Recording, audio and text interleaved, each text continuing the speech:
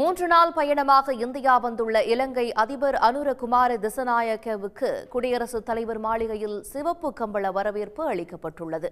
குடியரசுத் தலைவர் மாளிகையில் அனுராவை குடியரசுத் தலைவர் திரௌபதி முர்மு மற்றும் பிரதமர் மோடி ஆகியோர் வரவேற்றனர்.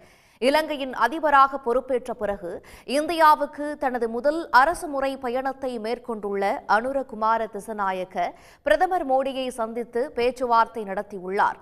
முன்னதாக டெல்லியில் உள்ள குடியரசுத் தலைவர் மாளிகையில் அவருக்கு சிவப்பு கம்பள வரவேற்பு அளிக்கப்பட்டது.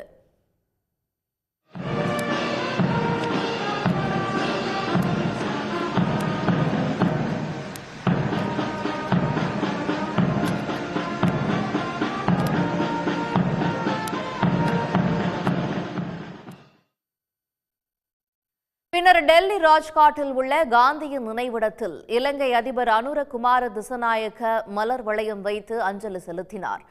அவருக்கு காந்தியின் உருவப்படம் பொதித்த நினைவு பரிசும் காந்தி குறித்த புத்தகத்தையும் மத்திய இணையமைச்சர் எல் முருகன் வழங்கினார்.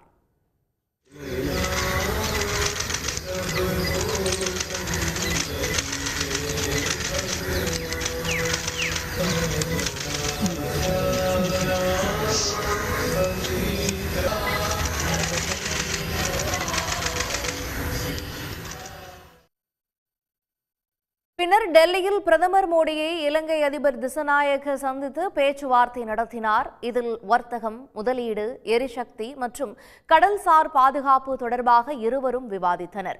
இருதரப்பு வர்த்தக மற்றும் பாதுகாப்பு ஒப்பந்தங்களை வலுப்படுத்துதல், இலங்கை தமிழர்களின் விருப்பங்களை நிறைவேற்றுதல் தொடர்பாகவும் விவாதிக்கப்பட்டதாக தெரிகிறது.